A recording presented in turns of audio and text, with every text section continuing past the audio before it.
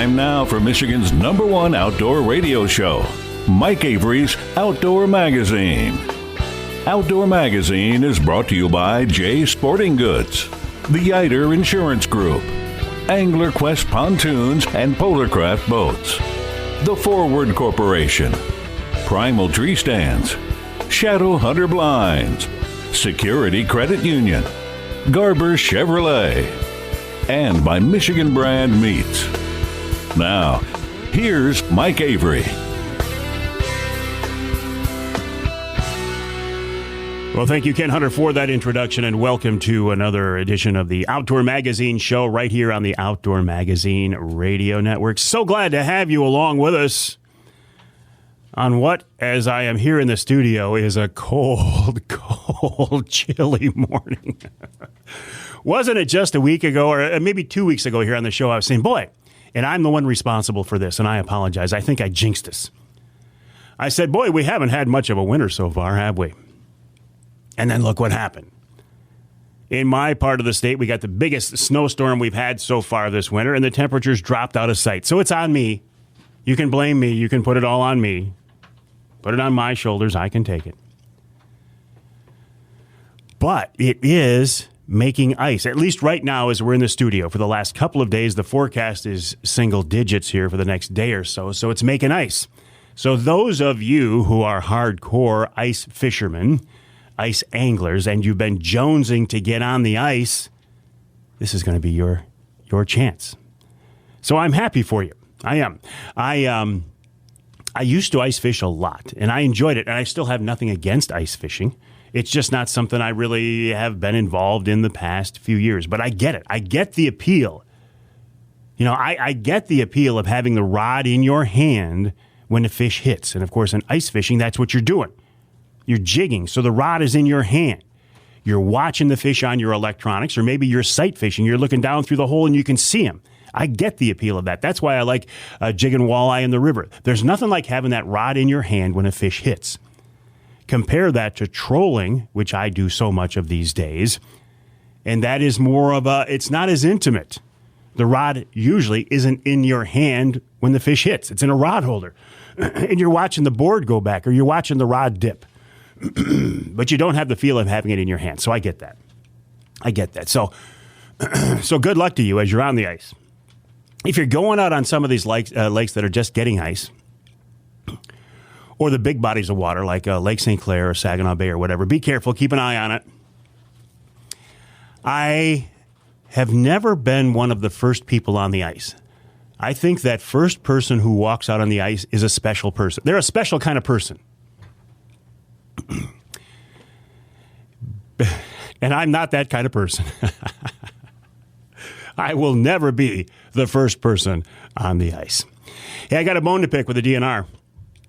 And you're going like, yeah, we all do. I know a lot of people are mad about the DNR for a lot of things. But this past week, I have to admit, I think they made probably one of the biggest blunders that I have seen in my 40 years of broadcasting. They did not pick me for the Pure Michigan Hunt. I did not win the Pure Michigan Hunt, and I have a real problem with that. I was convinced that I was going to be one of those 3 winners. In fact, I predicted here on the show I was going to win the Pure Michigan Hunt. And they drew a Mike V, and I'm pretty sure they meant Mike A.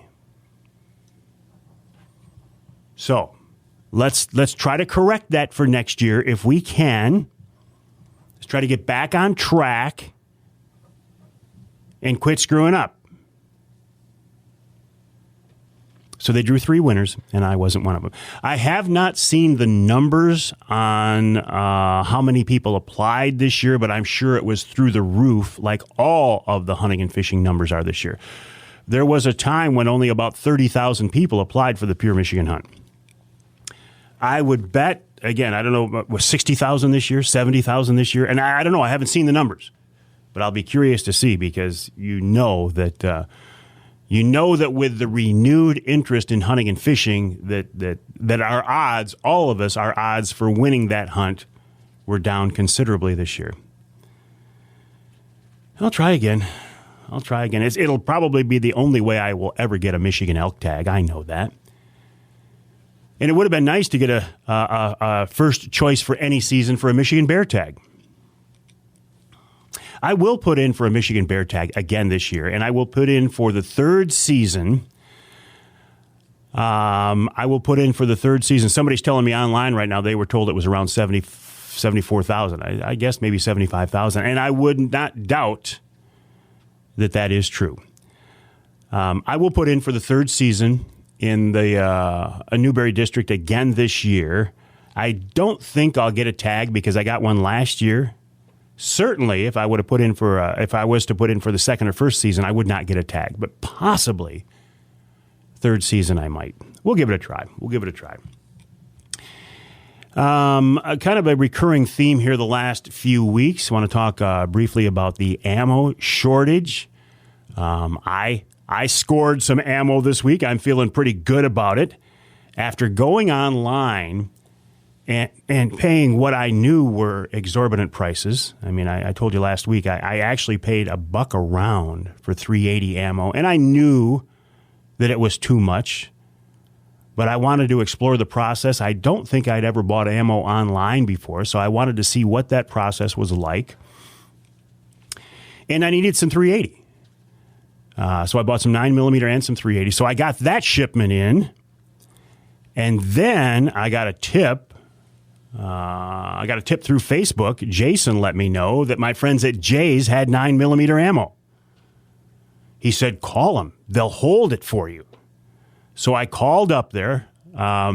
They said, yep, we've got it. They said, we'll give you a box of 100. And if you want, if your wife or son or somebody or brother or somebody comes in, we'll hold another box of 100 9mm rounds for you. I said, I'll be there tomorrow. Hold them for me. So I get up there. And they had my ammo. They didn't have any left. It was gone, by the way, by then. So don't call Jay's right now and say Avery said you've got 9mm ammo. No, I'm saying last week when I called them, they had 9mm ammo. And after paying $1 a round for .380 online, I got 100 rounds of 9mm at Jay's for $33, which is what you should pay for ammunition. So isn't it nice to know the good folks at Jay's are not price gouging like some of the other folks are? So I'm not telling you that I had let my ammo stocks get depleted. But with the situation the way it is, of course, I was actively looking for more ammo. And I scored this week. I did okay this week. And one of the reasons I needed .380 was I spent some time on the range the other day with some new shooters. And I found this a very interesting process because I always love to introduce people to new things. And not that I was the one doing the introduction, but these were new shooters, and I got to interact with them and watch them. We were blessed to have a very good trained firearms instructor with us, so I just sat back and watched our instructors. But to see these people shoot, to see them become familiar with guns, because you know how it is, right? Especially the first time on an indoor range, it can be intimidating because the sound, the reverberation, it can be an intimidating situation. So to watch them work through that process, to watch them become familiar with their guns, and not be afraid of their guns, because we've all seen this, right? People who did not grow up around guns and who are not used to being around guns tend to be afraid of guns. And I get that. It makes sense to be afraid of something that you don't know anything about. I get that.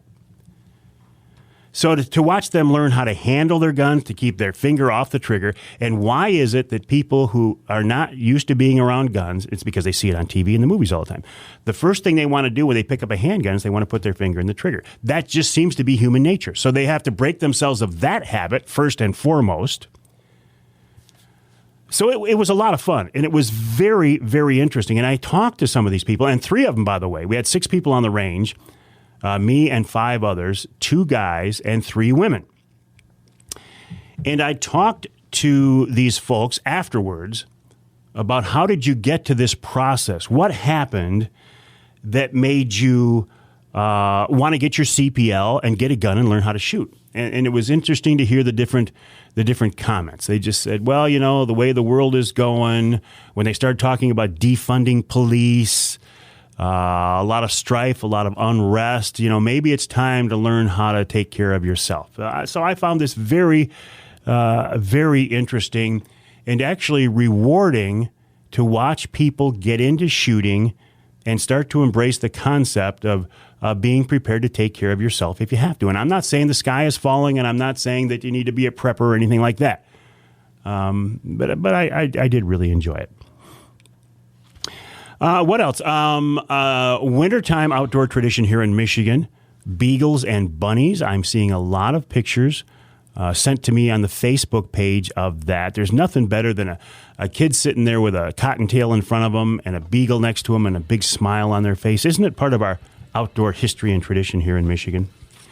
Coming up on this week's show after the break here, Mark Sperry of Sperry Ballistics in Mount Clemens here in Michigan, talking about the ammo situation. Then Al Stewart from the DNR. If you want to put in for a limited quota turkey hunt, you need to do it now, because you're going to run out of time. In hour number 2, we're talking with Blake Edelbrock about finding sheds, our friends from MUCC, this week's Ask Avery segment, and Mike Veine talking about fishing, and wild game chef Dave Miner as well. All that coming up this week right here on Outdoor Magazine.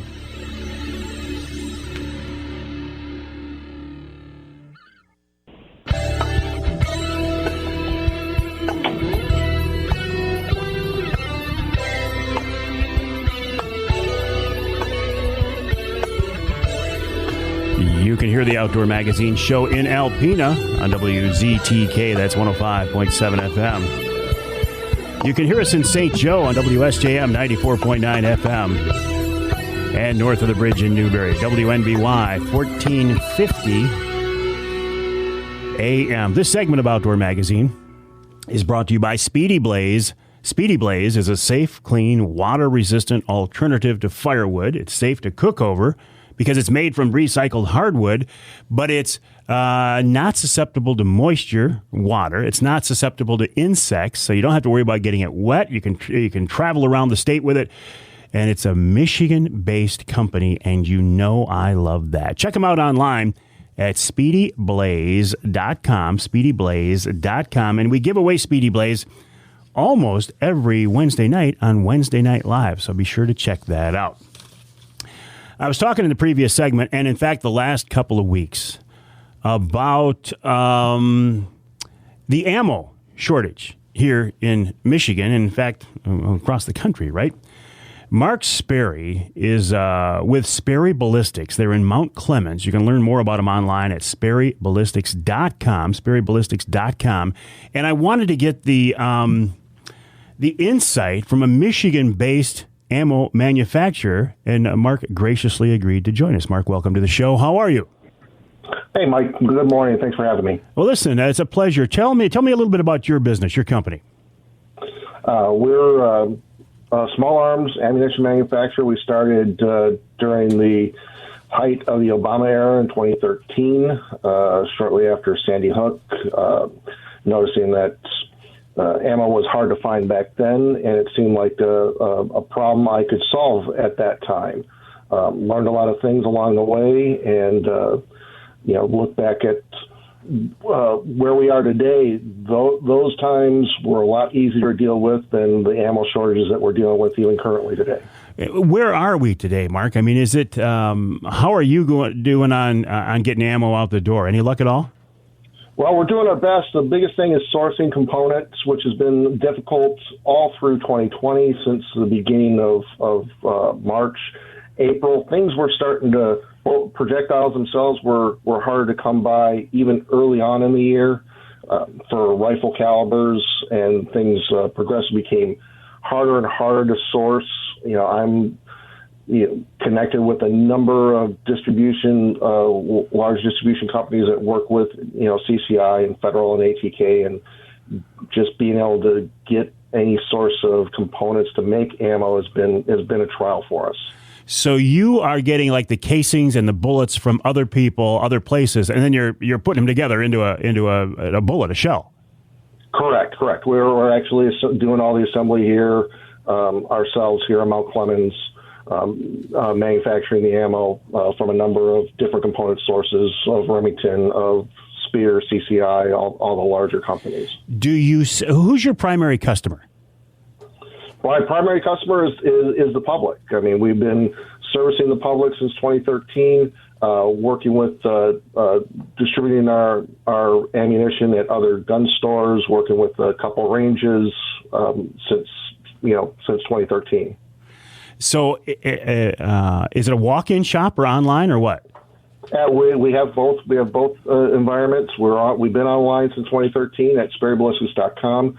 We have a storefront here in Mount Clemens, just off of town here, and we have walk-ins. You can come in, check out what ammo we have. We also do reloading supplies for people that want to do it themselves. We're a Dillon dealer as well. We can show you how to set up a press and get you into reloading if that's what you're looking to do as well. Well, Mark, I had heard that reloading, especially the primers, they were almost impossible to get as well.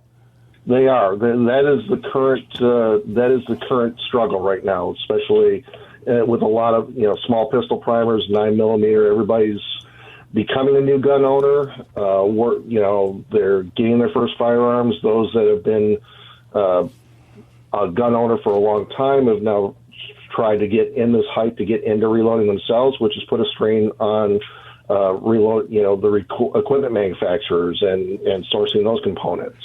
You mentioned new gun owners. I find this very interesting because obviously we want new gun owners. We want people to become part of the gun culture. We want them to be comfortable.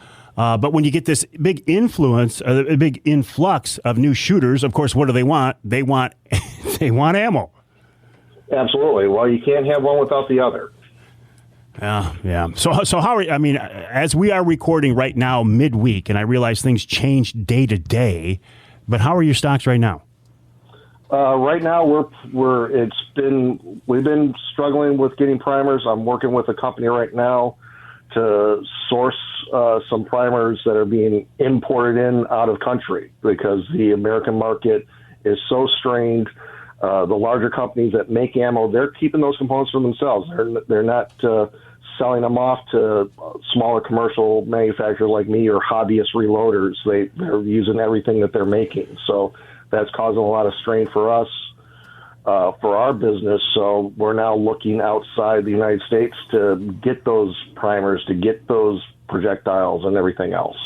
So, if you go online and, the conspiracy theorists and all these crazy things, but is this a real shortage? Is this somehow something that has been manipulated by the manufacturers to get more money, or is this real?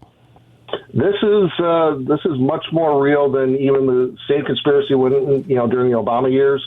We've had, a perfect storm. Election year always brings in higher sales for guns and ammo, and trickle in a worldwide pandemic and civil unrest, and talk, a lot of those institutions that try to protect you that are being, trying to defund them and eliminate them. It makes people think about their own personal safety. So that increases the uptick substantially.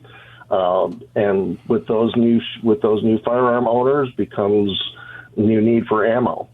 So that's where we're at today. I know you don't have a crystal ball, but look down the road. I mean, how long before this gets worked out? Well, if things were to stay the same, you're looking at maybe the next administration. Trump did one thing, and it took the bottom out of the firearms industry. Everybody felt safe, and the prices for ammo and firearms went down because there was such a great influx back in 2016. that stockpile from that has long gone early on in 2020 when the pandemic really started to heat up. Mark, you're saying this shortage could last another 4 years at least? I perfectly foresee that happening. Absolutely. Man. That's got to be, for a guy, for me as a shooter, it's one thing, but for a guy like you whose business is to provide ammo, how do you plan? How do you come up with a business model for the next year when you don't know what you're going to have to work with? Well, exactly. Well, fortunately, we're still young enough that we can get sources from everywhere we can find it, whether it be somebody's personal stash. They've collected. They're a big time shooter for a number of years and no longer shooting anymore. So they've got 100,000 primers, or they've got a small amount of bullets or powder, that they're looking to sell, and we cobble those together along with, like I said, during this time the influx. We're going to start seeing more imports of powder from the Eastern European, South African countries. Will start coming in a little bit at a time, and those will help supplement the market for domestically for us to be able to produce ammo so people can get out and shoot and become proficient in their new firearms. You talk about the numbers or volume. I have talked with new shooters, and I talk to them about ammo, and I say, well, how are you set? And they say, oh, I'm good. I'm all set. And I said, well, I'm not trying to get in your business, but I'm just curious. What do you have? Oh, I got 100 rounds. I'm like, dude, 100 rounds, you're not all set. I mean, it's funny the way different people look at the volume of ammo that they have. Sure. Well, it's just like anything. If they don't use it, then 100 rounds is plenty if it never gets used. But if you don't become proficient in your firearm, you're not going to be good with it. And when you really need it, that's going to hurt you in the end. So you need to be able to practice. And that's been our goal, is to get people out to the range, to become proficient with their firearms, become comfortable with it, so they become, reliable and dependable, advocates for the industry and for them, self-protection. Well, and these days, too, folks who just want to go to the range to shoot for fun, it's becoming harder and harder. Absolutely. It is. People are, your only thing that's left on the shelves are higher, always been more expensive options, hollow points, what you would consider self-defense is now the only thing left to go out and shoot at the range with. Yeah. Well, and that gets expensive. And new shooters, you don't really, it can be a little intimidating for them to shoot those self-defense rounds on the range, too. Absolutely. Everybody, I work with a couple CPL instructors to explain ammo, what they're using, and help them answer most frequently asked questions that they have with what they're using and what to target with, what should I use for defense, and how, those simple questions like that we try to field up for those new shooters as they're going out, getting their CPLs for the first time, which was the main reason they bought a firearm in the first place, was for personal protection. Do you guys do just handgun ammo, or are you doing rifle ammo too? We do everything from 380 all the way up to 458 SOCOM. Do you sell many of those? We've sold quite a few. I mean, we're a big 500 Smith & Wesson Magnum. We were becoming real big with late in 2019, early 2020. 458s, absolutely. Everybody had the next, best idea for, their hunting and shooting platforms. But lately, we've been doing everything we can just to keep 9mm and 223, flowing to the public. Are you with the shortage? Are people still developing Wildcat cartridges, or they just say, "Listen, it's not worth my time anymore. I can't do it." Oh no, we've got a number of customers coming in with the Creedmoor is still very popular. The 6.8 Grendel or 6.5 Grendel. A number of the 224 Valkyrie, the let's see, the 223 Wild. So they're still out there. They're still out there. Oh, yeah, absolutely. All right, Mark, listen, I appreciate your time. Good luck to you, and I'd like to stay in touch. Mark Sperry of Sperry Ballistics. You can find them online at sperryballistics.com. They're in Mount Clemens, Michigan, sperryballistics.com. Al Stewart coming up after the break right here on Outdoor Magazine.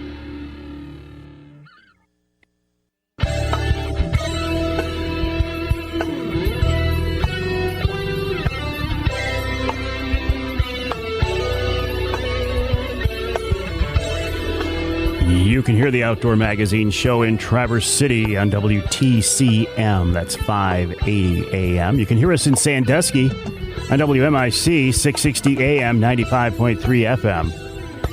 And you can hear us north of the bridge in Marquette on WDMJ 1320 AM. This segment of Outdoor Magazine is brought to you by Michigan-based Boning Archery. Boning has been a leader in the archery industry since 1946 when Roland Boning invented Ferrule-Tite to glue broadheads to, at the time, were wooden or aluminum shafts. These days, they continue to innovate.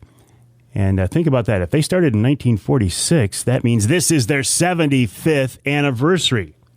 A Michigan-based family-owned company celebrating 75 years. How cool is that? Check them out online at boning.com, BOHNING.com, boning.com. I find myself these days thinking about turkey season, but I've been thinking about turkey season since deer season ended. I am excited about turkey season. I can't wait to get back out in the turkey woods. And if you want to apply for one of the limited quota hunts, your time is rapidly running out. With us to talk more about that, Al Stewart from the DNR, the upland game bird specialist, a hardcore turkey hunter, and an absolute turkey hunting expert. Al, welcome back. How are you? Hey, I'm doing great. How are you this morning? A little chilly this morning. Boy, as we're recording the show, we got a little cold snap going on, don't we? We sure do. Yeah. I think the turkeys are fluffing their feathers and hoping they've got enough down to last them.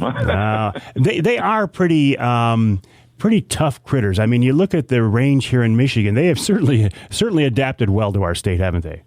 Oh yeah, no, their turkeys are really very hardy. I mean, even in the winter, and it's from some of the research and work and studying birds, they can go 14 days without any food at all. So wow. It's they're tough birds, and they've got a lot of body mass, so they can hold that warmth in there, and like ducks, they've got feathers and down, and so yeah, they're pretty resilient. The ancestral range of the turkeys in Michigan really were south of that line from Bay City to Muskegon. So envision the snow line, and over the years, the DNR and the turkeys have evolved to be all the way up into the UP. So that's a great benefit to turkey hunters. We have a lot of options. How are our numbers? I don't see it where I hunt, but I've heard people, I think primarily in the northeast part of the lower, say they feel like the size of the flock is down a little bit. Yeah. I mean, I think overall our turkey numbers are down from what they were maybe 10, 15 years ago. But that's kind of anticipated when you go from, when you have really good habitat, then we started the restoration, and you go from no turkeys to a bunch of turkeys. That plateau, they tend to increase, and then at some point they plateau, just like any biological critter, and then they start to kind of bounce up and down a little bit. So based on primarily spring nesting conditions. So the restoration story is one of the grandest in wildlife management in this state and nationally. So we used to have a bunch. Then by 1900 they were all gone, and in the 50s, but more importantly about 1983 we really started to work at restoring them full blast. And now we've got on average 200,000 turkeys in the state. As far as harvest go, we rate fourth in the nation for turkey harvest, which is pretty darn good when you consider that we have good habitat,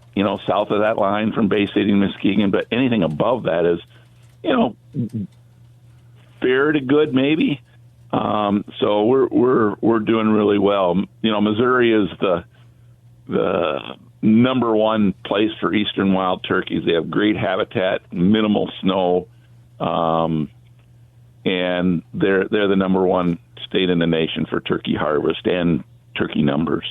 Yeah, but when you think about this, Al, when you and I were growing up, there weren't enough turkeys in Michigan to hunt, and these days it's developed into a huge outdoor pastime in our state. So I think it's one of the greatest conservation success stories here in Michigan in recent history. Oh yeah, no, it's great, and it's one of those deals where agencies working together, the DNR, that type of thing, partners, all sorts of partners helping with it, private landowners. It's just been a real community effort to help restore these birds, and it shows when you get everybody work together to for a certain focus, you can have success. The cool thing when you talk about earlier years, maybe when we were younger, there weren't a lot of turkeys. You're going to hear more about it, but this year, the DNR, the Department of Conservation, is celebrating 100 years of existence.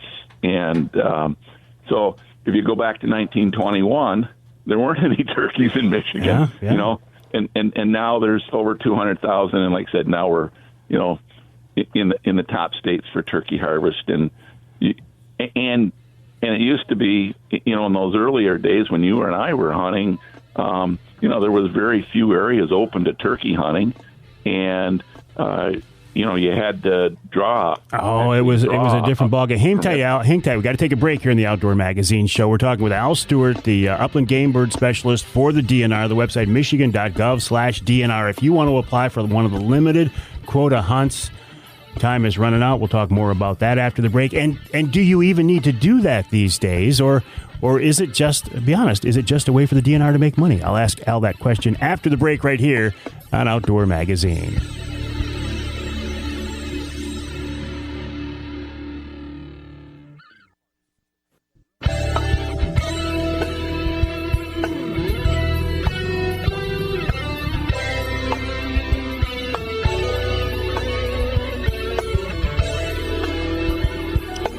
Welcome back to Outdoor Magazine. You can hear us in Battle Creek on WBCK 95.3 FM. And you can hear us in Caro on two stations, WKYO 1360 AM and WIDL 92.1 FM. This segment of Outdoor Magazine is brought to you by Great Lakes Charter Training. If you've ever wanted to be a charter captain, I am convinced this is your best choice. It's how I got my license, through Captain Mel Stackpool and Great Lakes Charter Training. Check them out online at glctraining.com. That's glctraining.com. They're having a series of classes across the state. They're about a week long, but they will guarantee you will come out of that class and you will pass your Coast Guard exam and get your license. glctraining.com. By the way, I had my first drug test as a charter captain. They have random drug tests, which I think is great, right? If you're going to take people on the water, you want to make sure the guy is straight to do it. And I'm just hoping they don't test for cigars, because if they test for cigars, I'm going to be in trouble. Anyway, glctraining.com. We're talking now with Al Stewart of the Michigan DNR about springtime turkey season. Al, I got to ask you, these limited quota hunts, is there any real reason these days to even apply for these hunts? I mean, it seems like you can get a turkey license so easy these days. And I've actually had people say, hey, look, this is just a way for the DNR to make money on our turkey hunters. Yeah, it's an interesting concept. But, turkey hunters right from the beginning have asked for the DNR to provide opportunity and maintain high quality. And that's how we got into the permit system, or the lottery type of system. We still have some areas that have very few tags available, so there's high interest and limited availability in some areas. And so, it's all about choices. You don't have to apply for a particular hunt if you don't want to. These are just the limited license hunts. And some of them have leftovers. Many of them, in today's world, have some leftovers. So, if there's a specific time and a specific place that you want to go, apply for it. If that doesn't matter to you, save your $5 and just pick up a leftover license. So, March 8th is, if you were in the drawing and you didn't get what you want, you're the first one to kind of be able to go in and pick up leftovers. After that, on March 15th, anybody that wants to, if you didn't apply or anything, you can, buy a license that's available, that's out there, that hasn't been taken. And that's also when you can get Hunt 234, which is, good statewide, except for public lands in southern Michigan generally. And that southern Michigan hunt, ZZ, last year, for the first time, that sold out. It did, yeah. Yeah, it did. And that's private land only, So you take your chances, and, if it costs money to do a drawing, that's all. And that's what that $5 with the legislature and stuff had, indicated was available to do the cost. So, are you guys in love with the Saturday opener?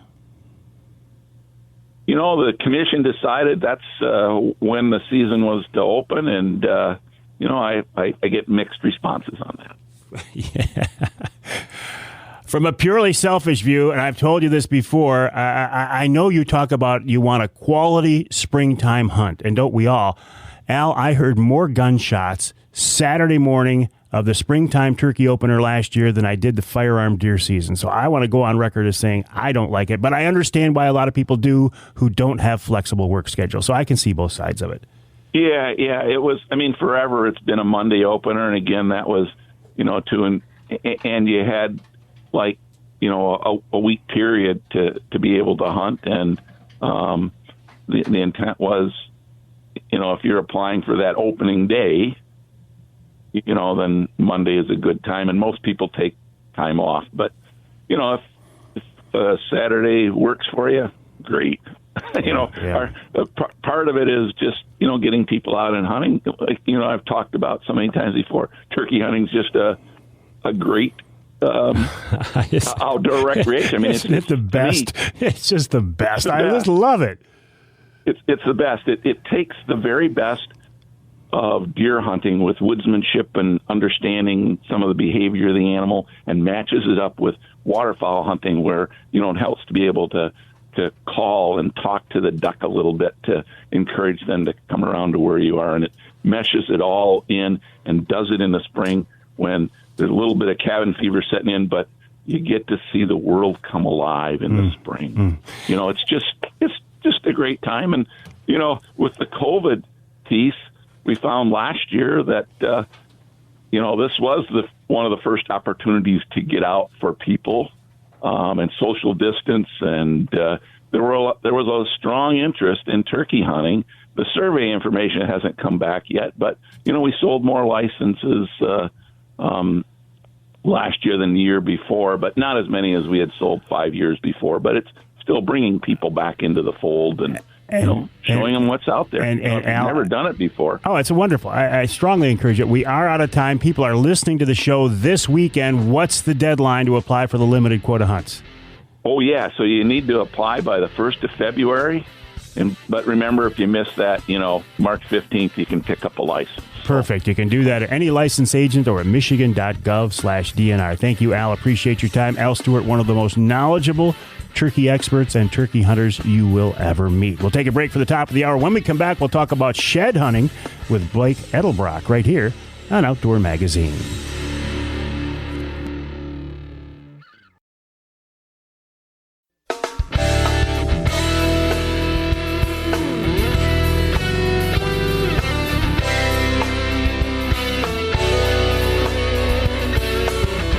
Time now for Michigan's #1 outdoor radio show, Mike Avery's Outdoor Magazine.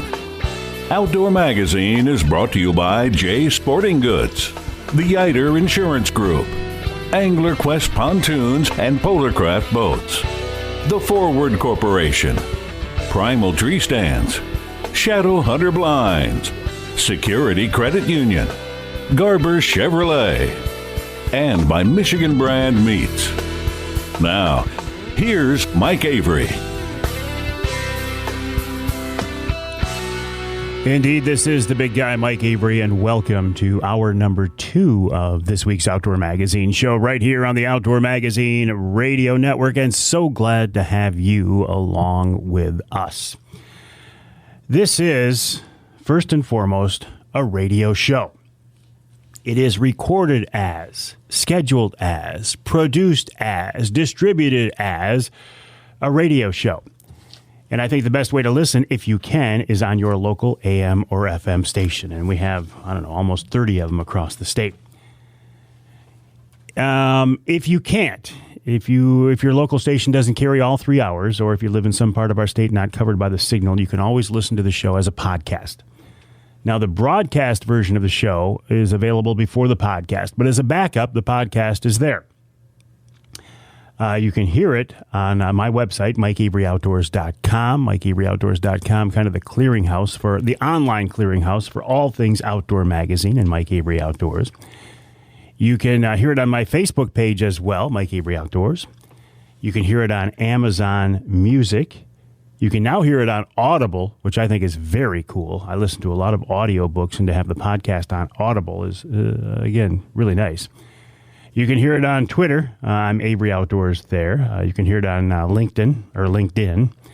You can hear it on iTunes, Google Play, iHeartRadio, SoundCloud, Spotify, TuneIn, Stitcher, Player FM, Deezer, Radio.com. I even put it on YouTube. So anywhere, suffice to say, anywhere that you hear your podcasts from, you can hear the podcast version of the Outdoor Magazine radio show. I also want to let you know that I produce monthly podcasts for Jay's Sporting Goods, Offshore Tackle, Angler Quest Boats, Killer Food Plots, Polar Craft Boats. Our newest one is Shadow Hunter Blinds. We recorded that just last week. I got to add that to my list here. Shadow Hunter Blinds. And I do quarterly podcasts for the folks over at MUCC as well. So that's what I do these days. I don't concentrate on video as far as doing an outdoor television show like I did for so many years. I do use video a lot. I use live video. I'm live from the studio every Wednesday morning, about 8:45. I do a Wednesday night live online every Wednesday night at 7 o'clock. And I shoot a fair amount of video for my social media outlets and YouTube as well. Regardless, though, of how you are hearing my voice, where you are hearing my voice, and through what technological method, I do appreciate it. If you weren't listening, if you weren't interacting with me on social media, this would all be for naught. And I say at this point in my life, I'm too old to figure out something else to do. So thank you very much for being along with me. And thank you very much for the support over the years. I am a truly a blessed man, and I do thank you for for that. We started looking about things to do in the outdoors this time of year, right? And now we've had some cold weather, so it has made some ice, so it's make the ice fishermen happy. A lot of people out chasing bunnies with beagles. What a great wintertime activity that is. Man, there's nothing better than chasing wintertime cottontails or snowshoes if you're up north. You could be predator hunting, which has become huge in this state. Now, squirrel hunting, small game, is open in the wintertime as well, along with rabbits, so that's an option. But what else is out there? Deer season's closed for the most part, right? Well, deer season is closed now. But you don't have to lose track of the local whitetail herd.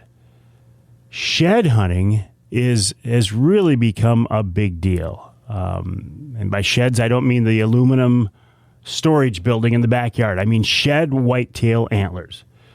Whitetails don't have horns. Horns don't drop. Sheep have horns because they don't drop. Anything that drops is an antler. Whitetails have antlers. Mule deer have antlers. Elk have antlers. Moose have antlers. And you think about what that male of that species has to do to grow a set of antlers on an elk or a moose in just a few months. It's incredible, isn't it?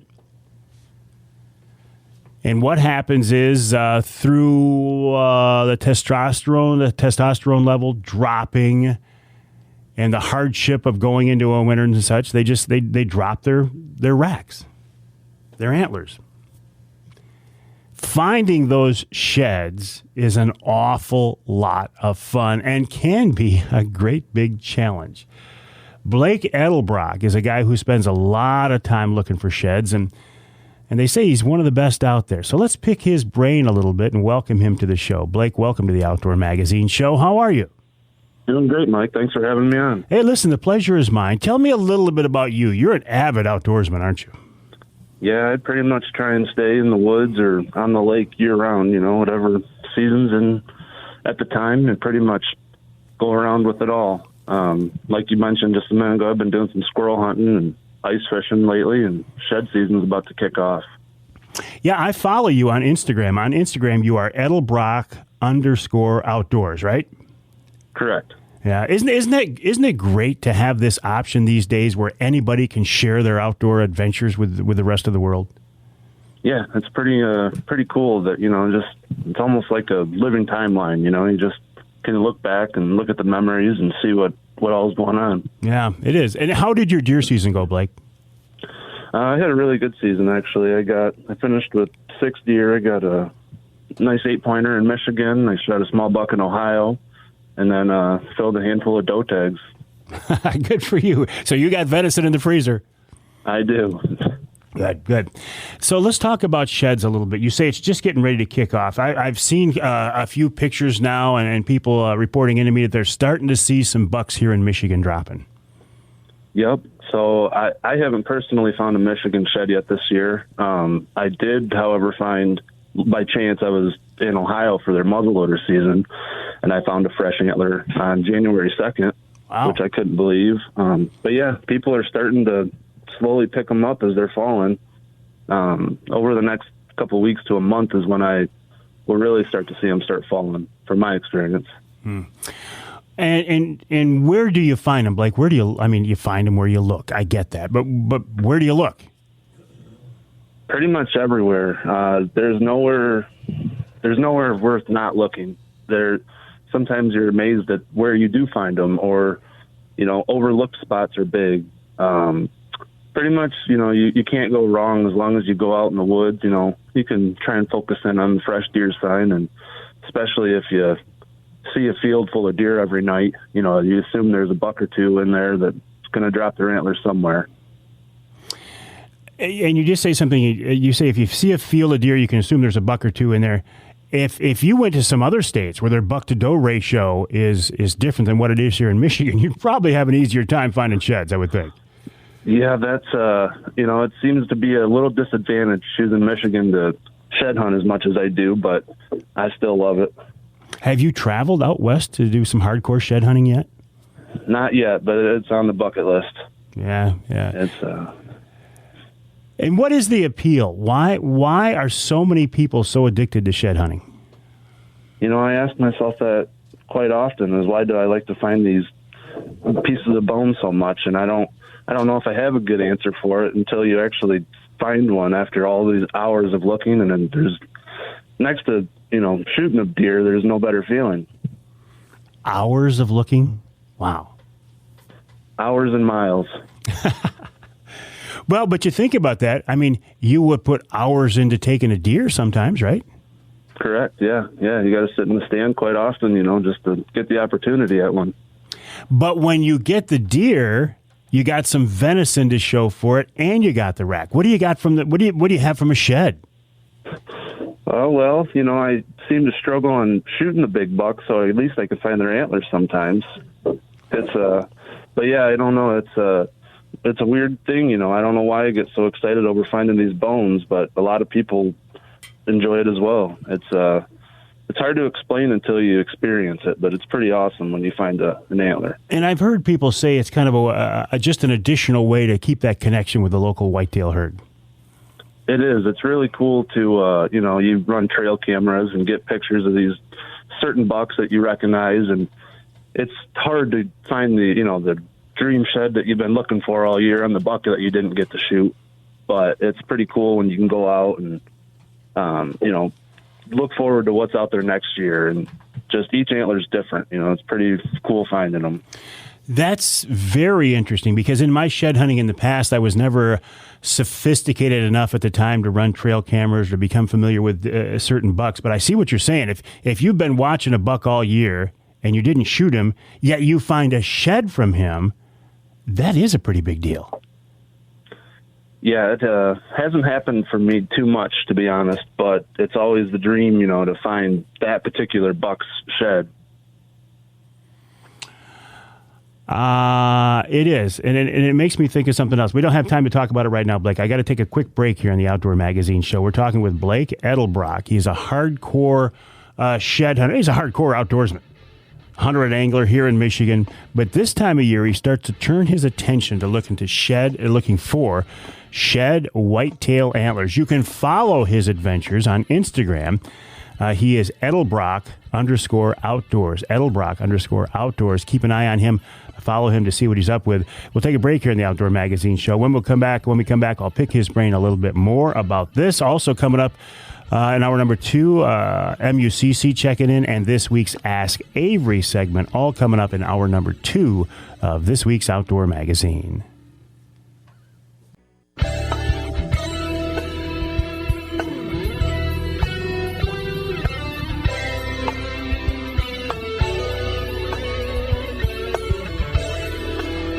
You can hear the Outdoor Magazine show in Tawas on WIOS, AM and FM, 1480 AM, 106.9 FM. You can hear us in Muskegon on WKBZ, that's 1090 AM. And let's go north of the bridge. Let's go to the Sioux, ESPN 1400 WKNW. This segment of Outdoor Magazine brought to you by the Linwood Beach Marina and Campground. Linwood Beach can be your year-round Saginaw Bay fishing destination and your Mid-Michigan Tracker and Angler Quest headquarters. Mother Nature has been making ice on Saginaw Bay off Linwood Beach. That is good news for Saginaw Bay ice fishermen. As I'm in the studio now midweek, I was doing something live here in the studio, and I had some folks reporting in from the bay. They were talking about ice conditions. So just know that the ice conditions, at least midweek, were improving out there, but don't take my word for it. Please check firsthand or check with your buddies who have been out there that you trust before heading out there. The website for Linwood Beach, linwoodbeachmarina.com, linwoodbeachmarina.com. Linwood Beach was the first Angler Quest dealer ever, anywhere. And I think they're probably one of the premier Angler Quest dealers in the country. Check them out online, linwoodbeachmarina.com. While you are online, please check out my website, MikeAveryOutdoors.com. From there, you can get to all the social media activities I'm involved in as well. And if you're on Instagram, check out Edelbrock_outdoors. That's the Instagram feed for Blake Edelbrock, a hardcore Michigan outdoorsman who this time of year is starting to turn his attention towards shedding, looking for shed whitetail antlers. And Blake, what would be a good day in the field looking for sheds? Will you find a shed every trip out? Definitely not every trip out. Sometimes, you get lucky and you might find 5 in a day. Others you might go, 20, 30, 40 miles between sheds, a weekend or 2 weekends between sheds. It's easy to get discouraged, but, you just keep looking and it all evens out, it seems. Well, it sounds to me like every shed is indeed a trophy then. Absolutely. What's the ultimate goal? I hear about a matched set. That would be tremendous, wouldn't it? Yeah, so I've only found 2 in my entire time shed hunting of side-by-side matched sets. It feels like a freebie when you get 2 for 1. It can be very frustrating. You find one antler and you look so hard for the other side and you just don't always seem to be able to find it. But the matched set that you found, they were close? They were near each other? I have found 2. One of them, they were a couple feet apart, and one they were maybe 10 yards apart. Oh my goodness! Did you feel like you found the Holy Grail? Oh, you sure do. Now, any idea? I mean, when you find these, if these are very, very fresh, will you even find some blood on the end or something? Any idea of knowing how far in front of you that buck was when he dropped these? Yep. When you find them, generally within a couple days to a week old, they can, as long as it hasn't rained, you'll see a little bit of remnants of blood on the pedicle of the antler. Also on a fresh shed, you'll have a wax ring around the pedicle, and that's a pretty good indication that was a pretty fresh antler. Wow. And if you leave them out there too long, if we get too far into the spring, the little critters like to find them too, don't they? Oh, that's the worst. You find nothing worse than finding a good antler that the squirrels beat you to and chewed it all up. Yeah. All right, so listen, I asked you before where to look for them, and you said, well, basically everywhere. I mean, but do you concentrate on runways? I've heard ditches, because when they jump a ditch, they're more likely to jar it off. Is there any truth to anything like that at all?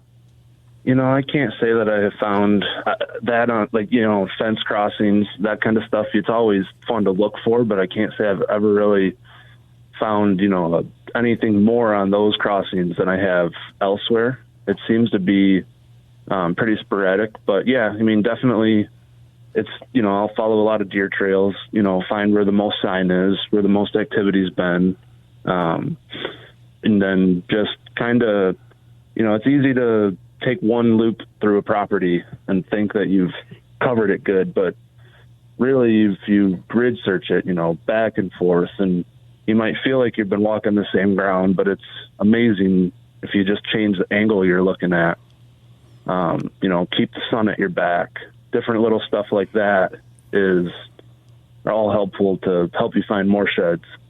Yeah, I was just about to ask you that. I feel like there's a trick.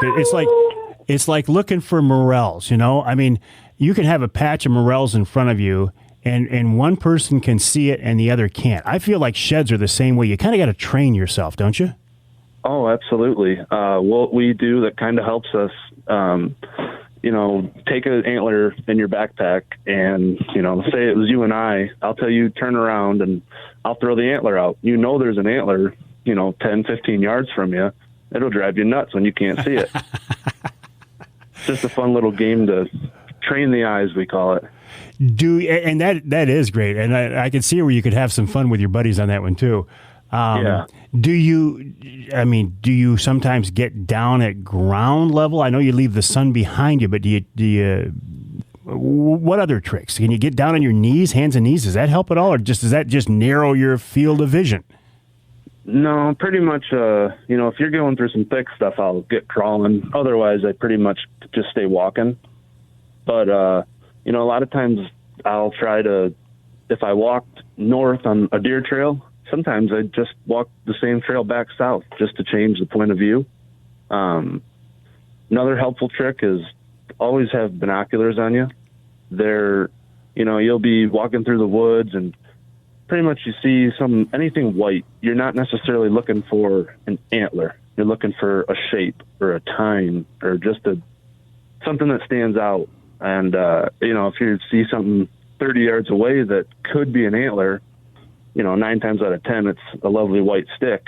But, you can save yourself from leaving your trail you're on and just use your binoculars to glass it, rule it out, and just keep moving.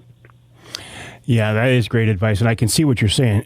Don't be looking for the full side of a 140-inch 10-point. Be looking for maybe the end of the tips or something. You're not going to see that great big textbook rack laying in the runway, for the most part, at least. Yeah. Once in a while, you might find that one that is the picture perfect, that you see the whole thing, but a lot of times you just catch a glimpse or a piece of an antler. Have you ever tried dogs? I know some people have got their dogs working on sheds with them these days. I actually have a lab, and he was my shed dog, although maybe I didn't train him hard enough. He will find them. I've witnessed him find them yet he will not bring them to me. He's a lab. He's a retriever. It's, we do all sorts of training, and he'll do it all at home, and then we get out in the woods, and I've literally watched him pick an antler up, drop it, and just keep running. And it's like, hey, man, how many of those have you left behind? Yeah, he's finding them, Dad. He's just not bringing them to you. Yeah, I think he just knows that we got antlers at home, so why need more? Yeah. And what do you do with these sheds, Blake? I imagine at some point, if I continue shed hunting and finding them at the rate I have, I'll have to sell them or make, the chandelier. You see the Christmas trees, but pretty much I just have them decorate my house. They're in every room, pretty much on any hard surface, on all the counters or entertainment stands. I got shelves. They're just all over the house. And every time you see it, you kind of remember. Yeah, it's like looking at a mount of a whitetail. It reminds you of the experience, and if nothing else, it's a great reason to get outside this time of year. It is. There's nothing better than getting a good buddy and going shed hunting. But yeah, every time that you find an antler, you could come over and pick up any antler and ask me what's the story, and I could tell you it. It's like you said, it's like a deer that you shot, or there's a story behind each one. Well, Blake, good luck to you this season. I appreciate you sharing some advice with us, and I'd encourage people to check you out on Instagram at Edelbrock_outdoors. Appreciate your time, Blake. Yeah, thank you for having me, Mike. Yeah, the pleasure is mine. Talking about sheds, though, with Blake makes me think of an experience I had talking about sheds with Mitch Rompola. Remember Mitch Rompola, the guy who shot the world, you can say allegedly, shot the world record whitetail out of northern Michigan? I believe it was legit, but I was at Mitch's house talking with him about deer hunting and such, and he told me, this is before he shot the state record, he said that he was keeping an eye on a state record or maybe a world record whitetail. And the more he told me about this story, the more I believed him.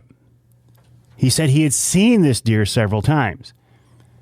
Then he pulled out a picture of this deer that he had snapped with an old camera, and it was a little bit furry, a little bit blurry, a little bit fuzzy. There was snow coming down, and it wasn't real close.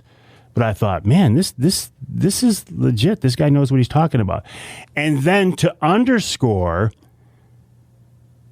how serious he was, he walked over to the corner of the room, and out of a cardboard box, he picked up the shed from this deer. And I'm telling you, it was certainly the biggest shed I had ever seen, and would have come from the biggest whitetail I had ever seen. So it is, you can say what you want about Mitch, and the people who are his detractors have probably never met him. I have met him. I have talked with him. I interviewed him about that whitetail. I believe he is the real deal. But in talking about sheds, it made me remember that Mitch was on another buck of that quality, that caliber. And not just did he have the stories to tell about it, he had pictures about it, and he showed me the shed from a buck that he never did harvest, but he was close behind him. So again, just another reason to get out and do some shed hunting. You're not going to find sheds like Mitch did, but you might find some sheds like Blake did. And keep in mind, the hardest sheds to find are from those little spikes. It's a lot harder to find a 4-inch single spike shed than it is one of the bigger ones. So I think it's a lot of fun. We'll take a break here in the Outdoor Magazine Show. When we come back, we're going to check in with our friends from MUCC. In fact, Charlie, I don't even know who it is yet. I'll have to get in touch with Nick, but we'll figure it out. And then this week's Ask Avery segment, dealing with the topic of electric feeders, electronic deer feeders, corn spreaders. Can you use them? Well, we know you can't, but why? Coming up in Ask Avery here on Outdoor Magazine.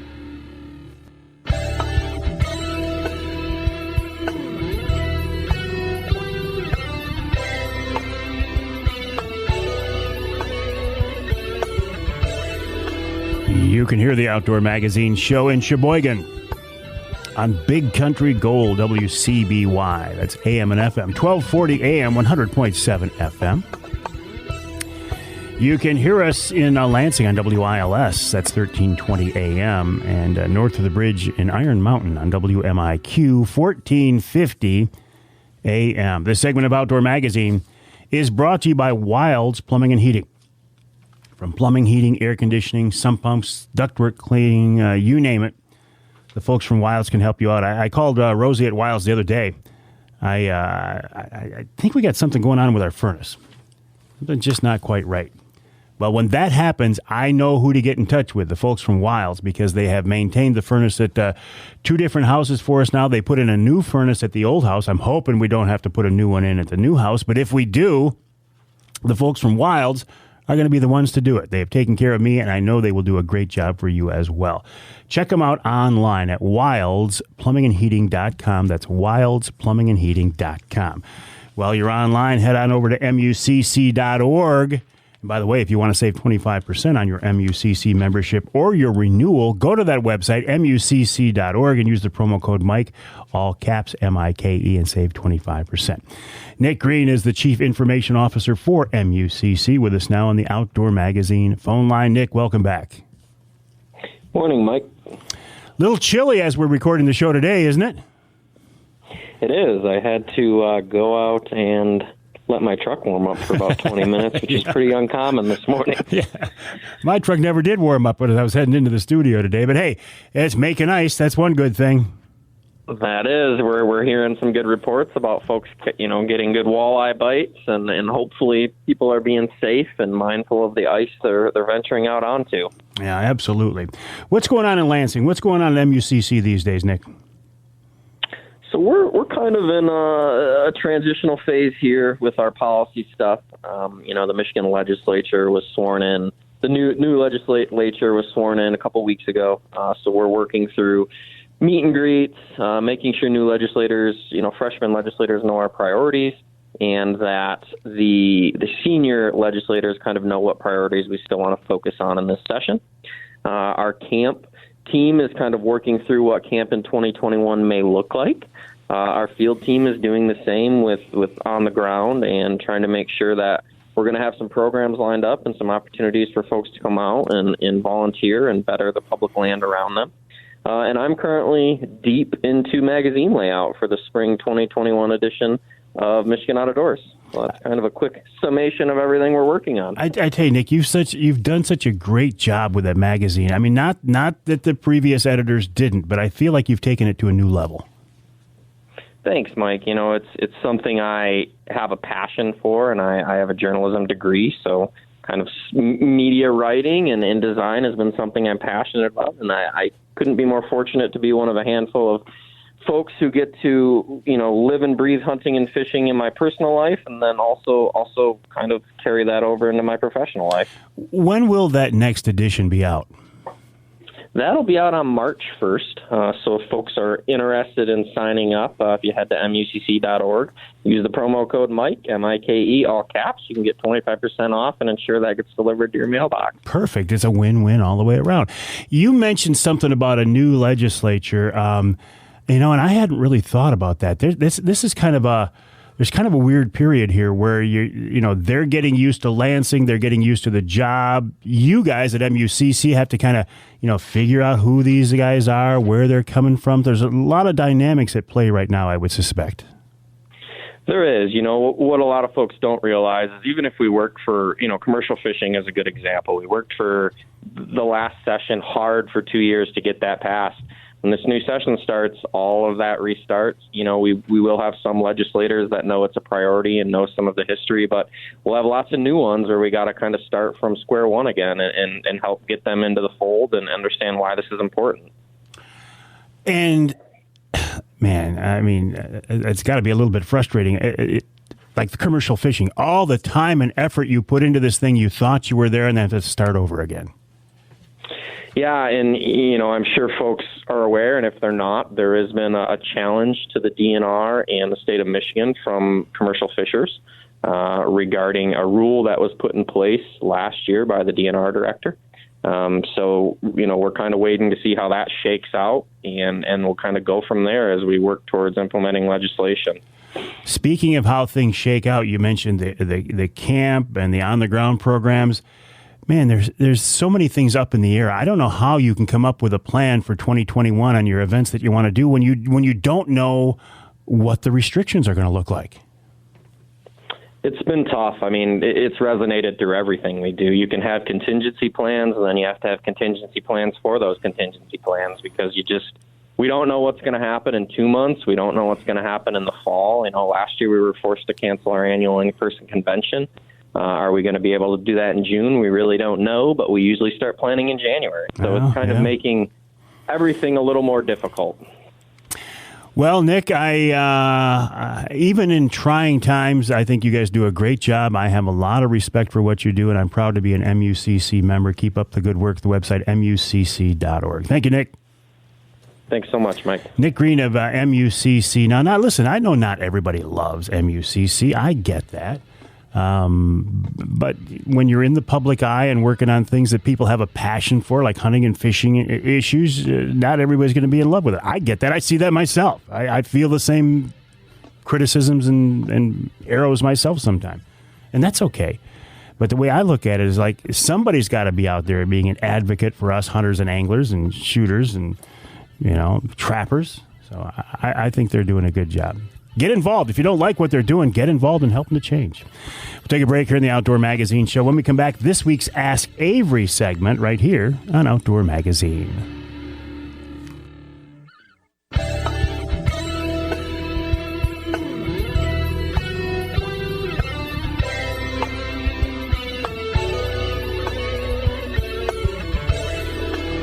Welcome back to Outdoor Magazine. So glad to have you along with us. You can hear the show in Port Huron on WPHM 1380 AM.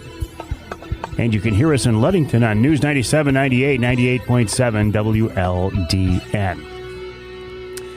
The Ask Avery segment is brought to you by Security Credit Union. Security Credit Union loves to work with outdoorsmen and women, and they can help you with your next outdoor adventure. Check them out online at securitycu.org. That's securitycu.org. The way the Ask Avery segment works is this is your chance to get involved in the show.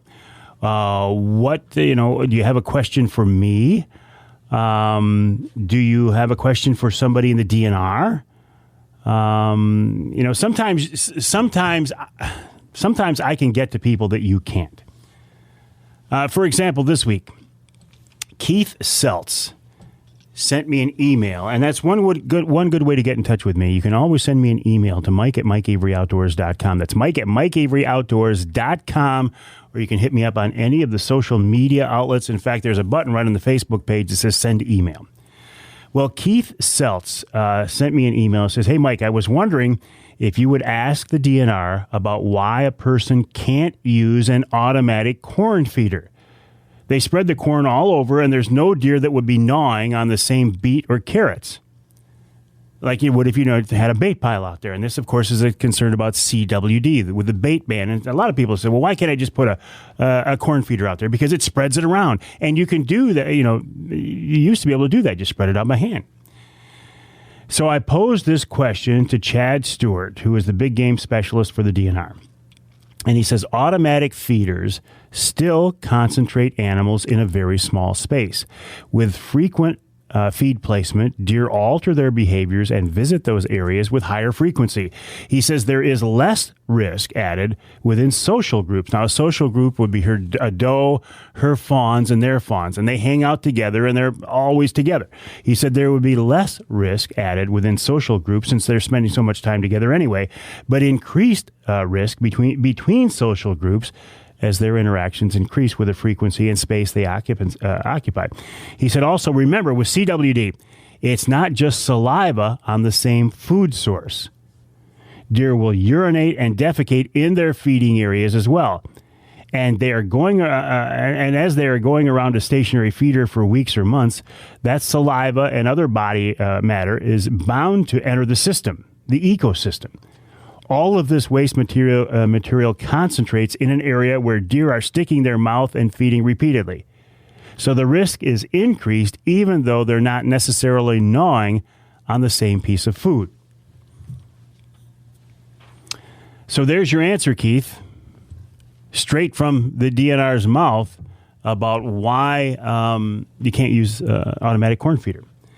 I'm also asked the question, do I ever think in the near future we will see the bait ban lifted in the Lower Peninsula? And I have no inside track on this, but I don't see it happening. I don't see it happening.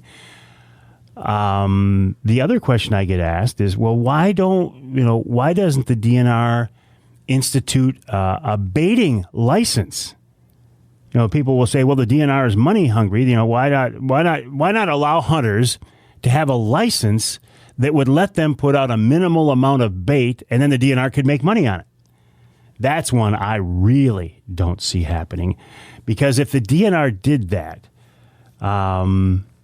if they either lifted the bait ban or if they said we're going to allow you to bait with a license, it would go so far against the stand that they have taken on baiting and chronic wasting disease that it would, in my opinion, destroy any credibility that they have.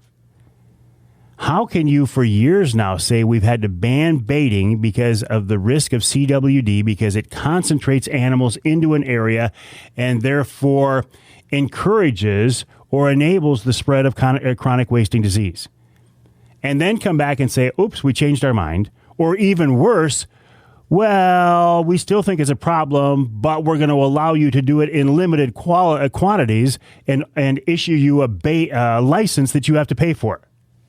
See, I can't see that one happening at all. At all.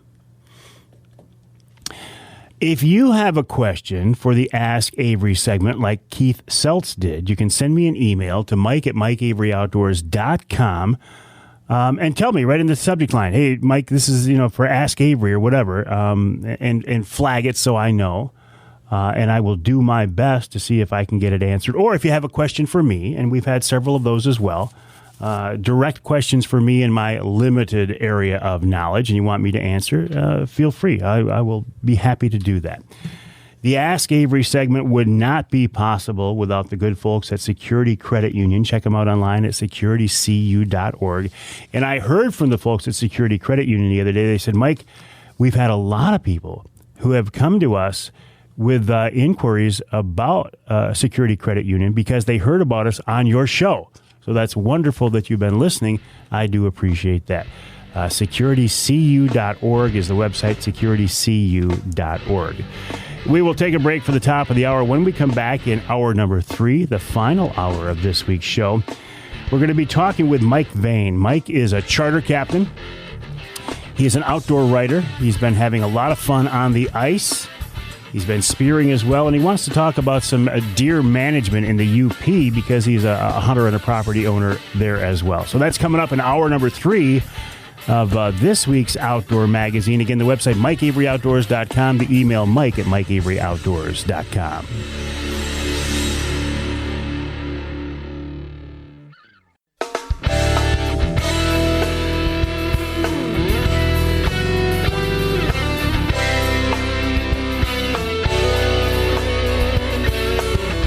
Time now for Michigan's #1 outdoor radio show, Mike Avery's Outdoor Magazine. Outdoor Magazine is brought to you by J Sporting Goods, the Yider Insurance Group, Angler Quest Pontoons and Polarcraft Boats, The Forward Corporation, Primal Tree Stands, Shadow Hunter Blinds, Security Credit Union, Garber Chevrolet, and by Michigan Brand Meats. Now, here's Mike Avery. Indeed, this is the big guy, Ken Hunter. Thank you for that introduction. I do appreciate it. And welcome to hour number 3 of this week's Outdoor Magazine show right here on the Outdoor Magazine Radio Network. My name is Mike Avery, and I'm glad to have you along with us as we continue this celebration of the outdoor lifestyle here in the great state of Michigan and occasionally beyond. We talk about hunting and fishing and shooting and trapping and wildlife issues and conservation issues, even some wild game cooking. What I don't talk about, for the most part, is the outdoor activities that are what I'm going to call at this point non-consumptive. Like I don't talk about boating or bicycling or things like that. Not that there's anything wrong with those activities at all. At all. In fact, I love them myself. But what we tend to talk about here on the show are the consumptive activities where sometimes we choose to harvest things or to catch things or to shoot things. And we don't always do it. And it's not the way we judge a successful outdoor adventures, but sometimes we do harvest things, we do shoot things, we take them home, we eat them, we put them in the freezer. And the reason I tend to concentrate on those issues more is that those are the issues that in some circles are under a lot of scrutiny. Like nobody's trying to take away your ability to go out and ride a bicycle or to go sailing or boating. Well, I guess there was a move about that last spring, wasn't there?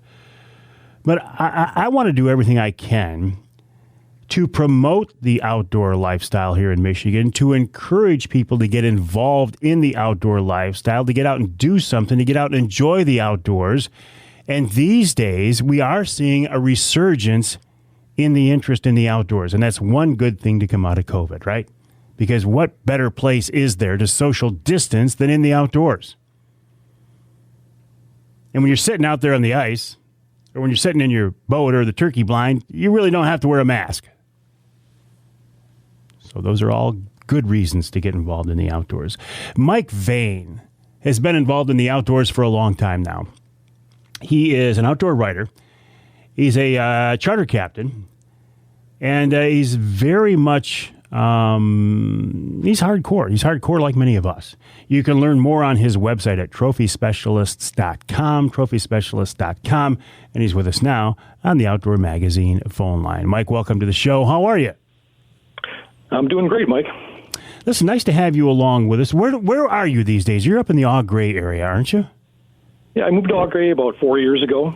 I used to live in southern Michigan down by Chelsea before that, and I grew up in Manistee County. Well, listen, Manistee County was probably a great place to grow up, wasn't it? It was awesome. I grew up outside the city. I had, fishing, hunting right out my back door. Wonderful. Well, and fishing and hunting have been a big part of your life, a big part of your career, right? It has been. I've been writing for over 30 years. Been a charter captain for decades, and I've been just avid in the outdoors, hunting, fishing, trapping. You name it, I've done it. And what have you been up to lately, Mike? Lately, I've been ice fishing, and it's been tougher, because I live, here on the banks of Saginaw Bay. It's been tougher with this crazy weather we've had, but I've been getting out some.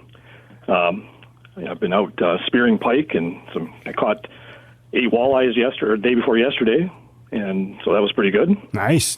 So, and I find it interesting that you guys were ice fishing in Au Gres, and further north, up until recently, on Tawas Bay, they were still fishing open water. Yeah, I was out there trolling myself out of Tawas a few times, just in the last few weeks. It was pretty good fishing. Has that locked up now? I'm not sure. I haven't been up there in the last few days, but it being 5 degrees last night, there's a good chance it is now. Yeah, but that was really a unique fishery this year. I mean, in the old days, back when we had winters, they'd have been ice fishing by now, but they were trolling out there and doing real well on big walleye. Yeah, it was pretty amazing. We were catching walleye and lake trout, and a friend of mine caught a big brown trout out there that was over 10 pounds. Whoa! So there's lots of variety. Yeah, nice, real nice. How far were you getting offshore on the bay by Au Gres there? How was the ice? The ice was really bad 2 days ago. I mean, it was only about 4 or 5 inches thick, and it was creaking and groaning as the wind would blow. So that always makes it a little bit interesting. But I'm a walkout ice fisherman. I don't fish, by going way out into dangerous spots. So I was very close to shore, and that's about the only option. And I'm not sure if it even held up. Because yesterday we had gale force winds here, and it might have crushed that ice. I got to go out there and check it today. It's interesting, though, that where you are, you could walk out to a depth to find some fish. If you go into the inner bay, like off Linwood or Seaboing, until real late in the spring, that's not the case. You're going to need a sled or a quad or something to get out there. So tell me about this area that you're fishing that you could walk out to. Well, Augrey has you get to deeper depths quicker than the inner bay. So, there's to get to 10 feet of water, which is about the depth I was fishing in 2 days ago. When I'm only out there a little ways. Wow, nice. Which makes it nice. Any tips for us on jigging up walleye through the ice in the wintertime? Well, I can tell you this: I was the only person that was out there that was catching any fish. And there was quite a few people fishing in the area I was in because it was so limited in where you could go. And they were not taking spoons. They were not taking the more aggressive lures like jigging wraps and things like that. What I had to do was I had to put a small perch minnow and just dangle it right down on the bottom with just a sinker 6 inches above it and a small treble hook. And they just would pick it up. And if you tried moving it around too much, they wouldn't take it. They left it legs like right on the bottom, then they would pick them up and they would go with it. And how long did it take you to figure that out, Mike? How long did it take you to realize this is what I need to do? Well, I started out the morning putting one tip up out and then two rods, the dead rod that was the minnow on the bottom, and then a spoon that I was working. And I caught two fish right off the bat on that dead rod, and so that was the hot setup, and that's what I went with. And after that, so not very long. Was the tip up set for walleye or for pike? I had shiners on the tip-ups, and they never got touched. I did put out one more after I didn't get any hits on the spoon. I was just going with one rod inside my shanty, and so I put another tip out. Never got a bite on those all morning. Have you ever had any luck with tip-ups for walleye? Yes, I have out there. On occasion, they'll take them better than any other presentation, but the fish on Saginaw Bay, they can be persnickety, going from one day to the next. It takes experimentation, moving around, and things like that to stay on them. Well, and you'll find that in the summertime with your charters too, don't you? Oh, absolutely. That's an advantage in the summertime, is that you have the ability to move around a lot better in a boat. You can cover a lot of water. Do you find yourself, though, if can you catch fish in the same area in the summertime, trolling open water, and then going out there ice fishing in the winter? Will those fish hang around the same spots? They move around quite a bit on Saginaw Bay, so probably not, but maybe so. For instance, a few weeks ago, I went fishing down out of Bay City, and we were fishing in areas they're typically very good for ice fishing, the north of the Black Hole and the Cigar area and that area of the bay over there on the west side of the shipping channel. And we were trolling down there, and we were catching all kinds of fish. And that's a good ice fishing area typically all winter. So in that case, yes. But in some of these shallow water areas that we're fishing, like around Augrey right now, that probably wouldn't be the case because, as spring comes on and then summer, their movement patterns, are dictated by a lot of other factors. You said you were doing some spearing the other day, too. Yeah, I'm an avid spear fisherman for pike in the wintertime. I try to get out as much as I can. As a matter of fact, I prefer doing that over any type of other ice fishing activities these days. And Saginaw Bay is probably one of the best bodies of water to spear pike in anywhere in the state, in my opinion, anyways. What do you like about spearing, Mike? Oh, it's exciting. When you're catching fish with a rod and reel, you pull them up, and it's fun, and there's no doubt I enjoy doing that. But when them fish are coming in and you got that spear in your hand, it's more like hunting. It's a thrill.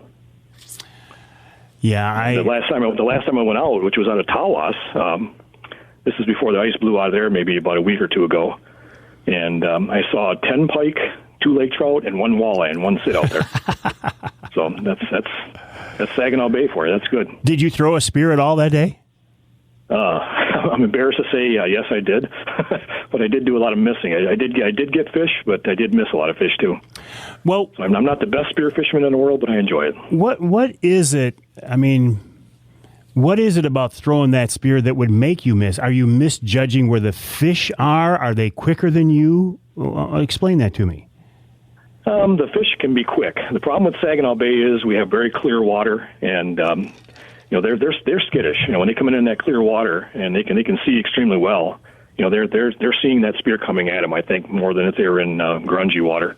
Like where I grew up on Manistee Lake, that's a very stained lake from the rivers that come into it, and I never had that problem when I did that as a younger person over there.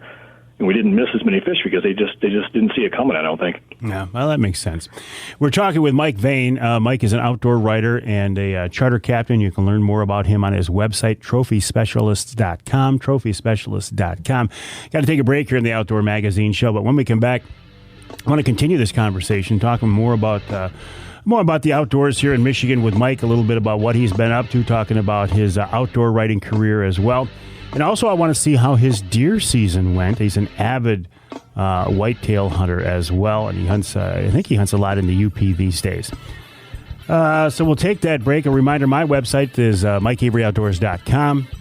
You can always get in touch with me via email, mike@MikeAveryOutdoors.com, to send me a question for the Ask Avery segment. Any comments, questions, critiques, criticism, whatever you want to do. The email address is mike@MikeAveryOutdoors.com.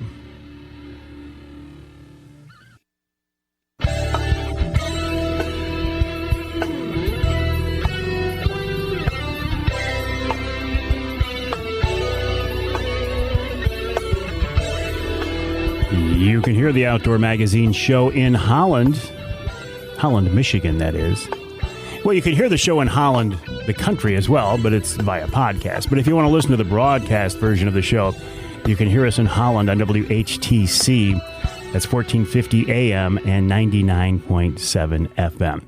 This segment of Outdoor Magazine is brought to you by MUCC's On the Ground program. OTG, as it's called, is a program to improve habitat for fish and wildlife across the state. For details, check out the Michigan United Conservation Club's website. That's MUCC.org, MUCC.org. A reminder, if you use the promo code Mike, all caps, MIKE, you can save 25% on your MUCC membership or renewal. And also, when you sign up, you'll get the Michigan Outdoors Quarterly Magazine, as well as Nick Green was talking about in hour number 2. Speaking of promo codes, you've heard me talk about the Primal Tree Stand's Wraith 270 see-through ground blind. That promo code is continuing. If you go to the website outdoorpregame.com, click on the Wraith 270 link and put in the promo code Mike20. You can get one of those blinds for just $200. They'll charge you $20 when you order, and the other $180 when they ship it out. And that is a very good price on a very good blind. So please keep that in mind. Outdoorpregame.com. Use the promo code Mike20.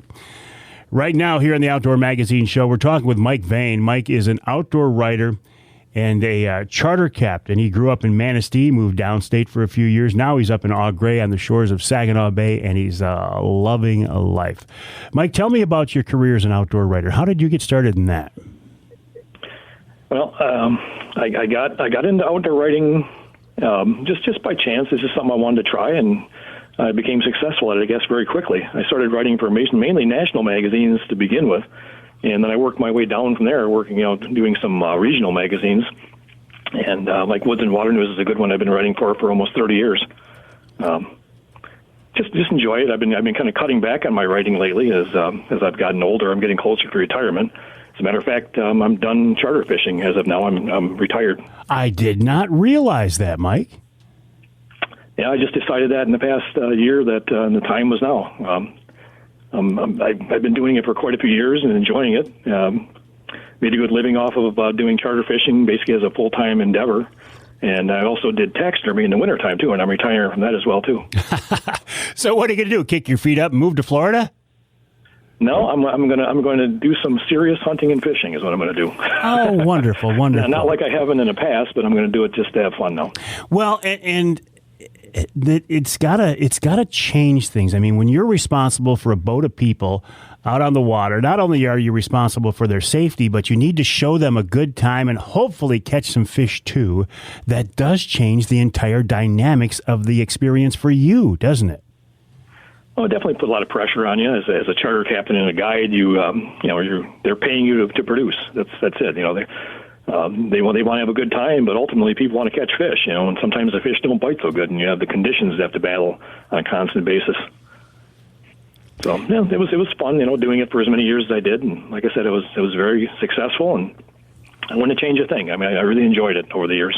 Well, good for you. Good for you. And good luck now on this. I don't want to call it a next chapter, but this evolution in your life. Good for you, Mike. Well, thank you. You talked about, too, you want to do a little more hardcore hunting. I think of you as a pretty hardcore whitetail hunter, and I think you spend a lot of time in the UP, don't you? Yeah, I've done all my hunting probably in the last 4 or 5 years exclusively in the UP for deer. And I'm also a very avid bird hunter, too. Oh, I didn't know that. I have had bird dogs for 30 years, and I do most of that in the Upper Peninsula, too, although I do some upland hunting in the Lower Peninsula as well, too. Well, and isn't Michigan like one of the top woodcock states and even for grouse in the country? I would say so. Grouse numbers have been tough in the last couple of years. For some reason, our numbers have been down, but the woodcock numbers seem to be stable. They've been dropping, but in the last 3 years, it seems to be stable, probably due to the heavy rainfalls that we've had in the last few years for breeding success. And they're normally... That might have been working against grouse, though, at the same time. I was going to say, one of those, grouse or woodcock, is on about a 10-year cycle. Which one is that?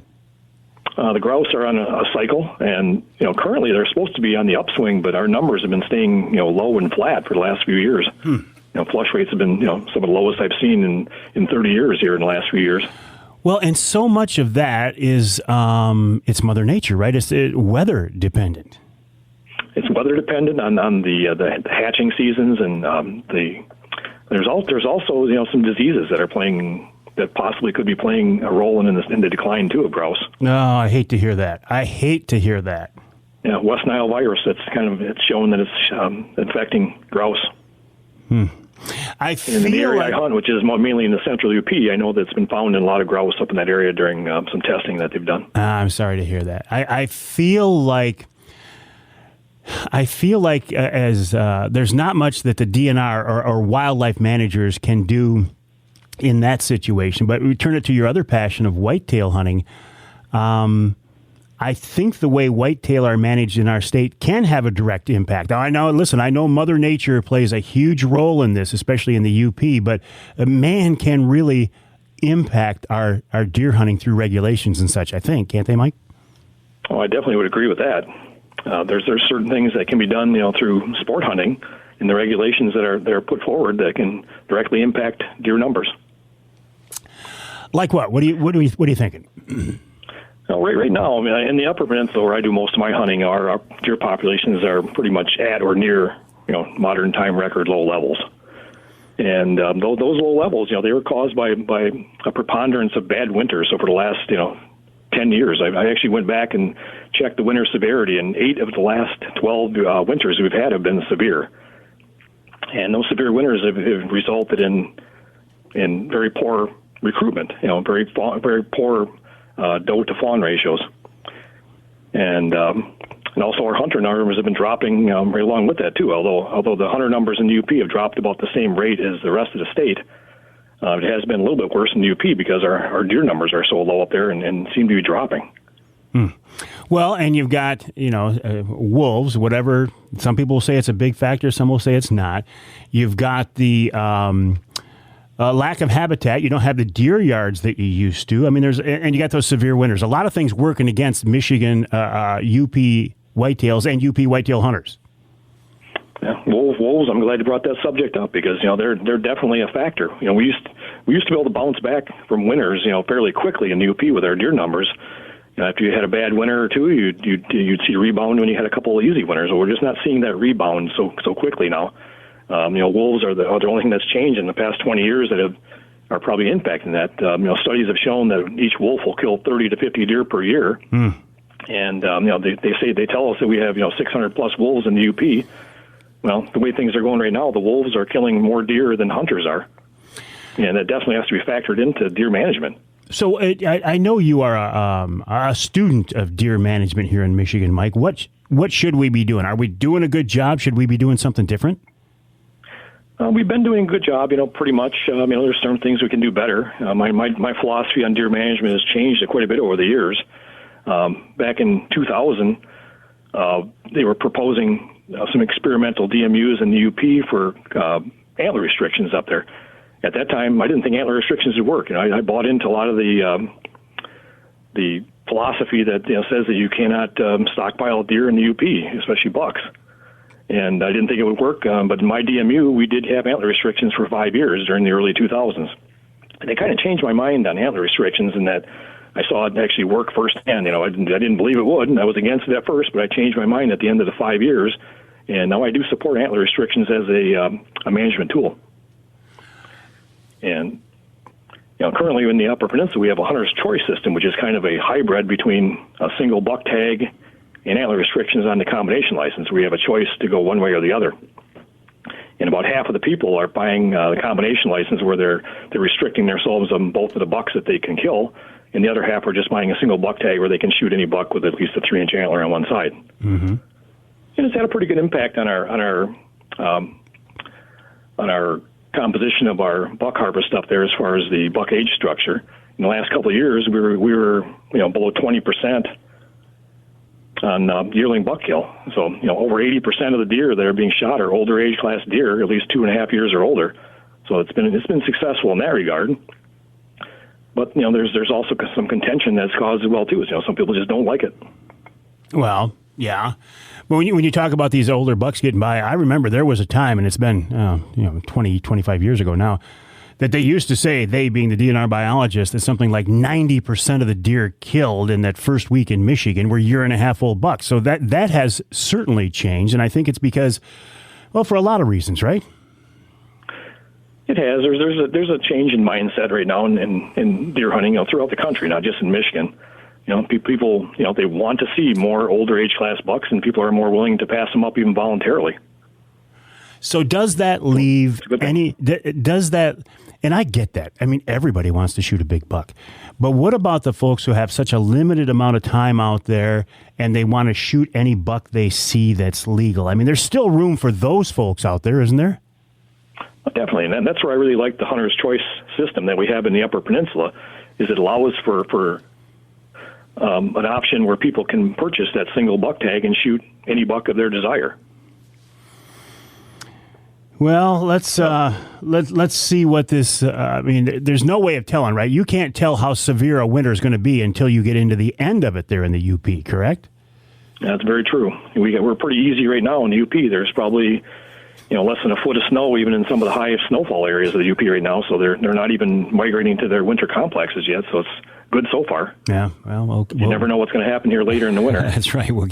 We'll keep our fingers crossed. Mike, it's been nice talking to you, and I didn't realize you had given up the chartering, so congrats on that, and good luck to you. Yeah, well, thank you. It's going to be a lot of fun just going out and fishing for the fun of it. Are we going to be able to see any articles that you've written now for the next few months, or have you phased out of that completely? No, I'm going to do some outdoor writing still. I've been kind of cutting back here in the last few months on writing, but I'm going to start getting back into that as time goes on. And, I enjoy doing the writing, so I'm not going to quit doing that. Wonderful. Good for you, Mike. Mike Veine here in the Outdoor Magazine Show. You can learn more on his website, trophyspecialist.com, trophyspecialist.com. He's a name that's been around the outdoor industry in Michigan here for a long, long time. And for good reason. We'll take a break here in the Outdoor Magazine Show. A couple of more things I want to talk about. And then we'll wrap up the show with wild game chef extraordinaire Dave Miner and a rabbit recipe. And also some news that Dave is going to do a drive-through wild game dinner for my church, Trinity Monitor, in Bay County. So we'll start to talk a little bit about that. That's coming up on March 13th, by the way. Details on that coming up after the break right here on Outdoor Magazine.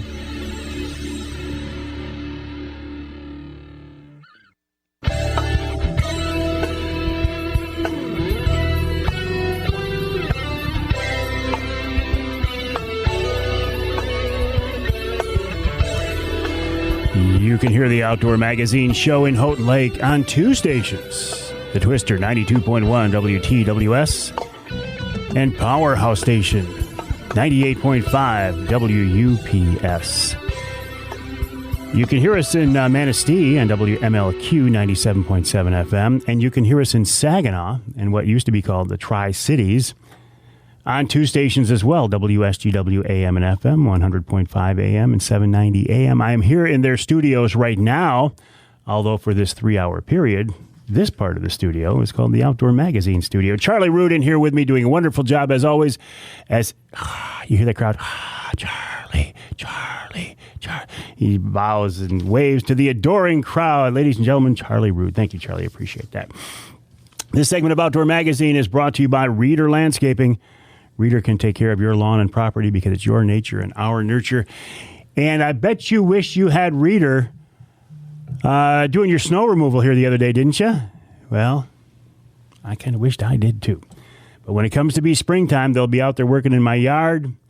They'll be fertilizing the yard, trimming the trees for me. They've done a great job, but I'm sure they will for you. Check them out online at readerlandscaping.com. That's Reader, R-E-D-E-R, readerlandscaping.com.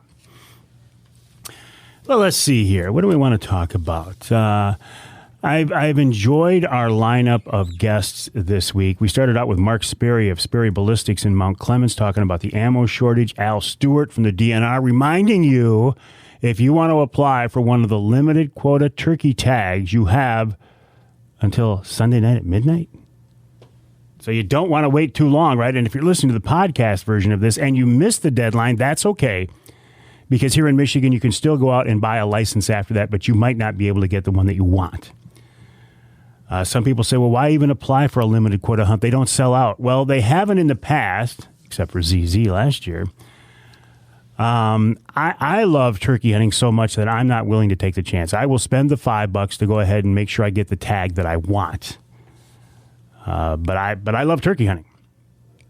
I've been thinking about turkey hunting, and I'm so excited about it. Speaking of, in hour number 2, we were talking with Blake Edelbrock about how to find shed whitetail antlers. He had some great advice. Nick Green from MUCC brought us up to speed. This week's Ask Avery segment dealt with why can't we use a mechanical corn feeder on whitetails.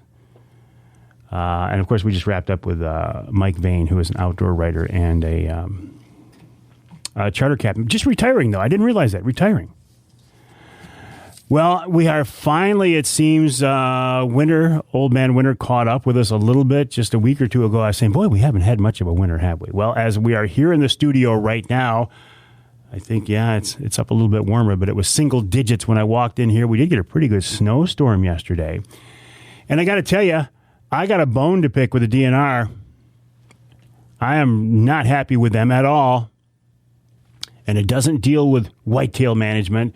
It doesn't deal with chronic wasting disease. It doesn't deal with elk tags. It doesn't deal with anything like, well, it does deal with elk tags, actually, indirectly. They made the biggest blunder I've seen them make in some 30 years.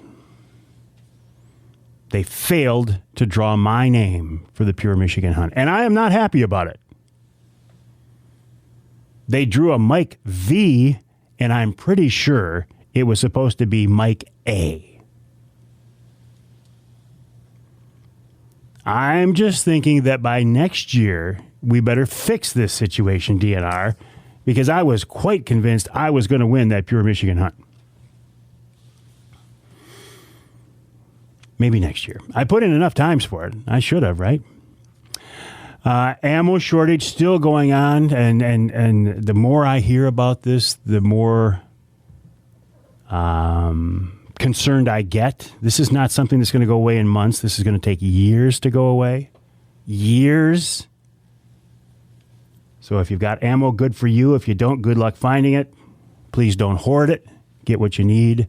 Save some for other people. And this is across the board. I was lucky this week. I did get some ammo. I broke down and I bought some online. Number one, because, well, for one reason, I wanted to see what that experience was like. I don't think I'd ever bought ammo online before. I knew I was getting ripped off. I paid $1 a round for $3.80 online, but I knew I was getting ripped off, and I did it anyway because I needed some $3.80. Fortunately, found some ammo. In fact, 2 boxes of 100 rounds of 9mm from my friends at Jay's. Jay Sporting Goods in Clare had some. And after paying $1 a round for $3.80 online, I got 100 rounds of 9mm for $33. So it's good to know my friends at Jay's are not price gouging. Followed that up with an evening on the range with some new shooters that was very enjoyable and also quite insightful to listen to their stories about why they decided to buy a gun and try to become more comfortable and confident with a gun. That was great. What else? Don't forget about the Wednesday Night Lives. Every Wednesday night at 7 o'clock on my Facebook page, the YouTube channel, Vimeo, and Twitter. I do a Wednesday Night Live. We talk for about 45 minutes. Gives you and I a chance to shoot the breeze, answer your questions directly. We can do a little interaction. We oftentimes give away something. Speedy Blaze, Michigan brand ham. I got a couple of other things up my sleeve, too, that you might like as well. Don't forget about the Primal Wraith 270 see-through ground blind. You can go to outdoorpregame.com, use the promo code Mike20 and get one for just $200. Great blind at a great price. We will take a break here on the Outdoor Magazine Show. When we come back, wrap it all up with wild game chef extraordinaire Dave Miner. I know Dave has been trying to get out on the ice, trying to do some spearing, and I know he has a rabbit recipe for us, and he's already planning for a very cool drive-through wild game dinner coming up in March. We'll talk about that as well. All that and more coming up as we wrap up this week's Outdoor Magazine. Security Credit Union wants to thank you for helping to make them one of Michigan's fastest-growing credit unions. Check out Security's Debit Rewards program, where you can earn points just by using your debit or Titanium Rewards credit card. Redeem those points for great gifts and merchandise. Or how about the Save to Win account? That's a Security Credit Union account that gives you all the benefits of a traditional savings account, plus the chance to win big. Every $25 you deposit into this share certificate earns you an entry into the monthly and quarterly drawings. The more you save, the more chances to earn, up to 10 entries per month. You'll build up your savings, earn interest and dividends, and have a chance at multiple prizes.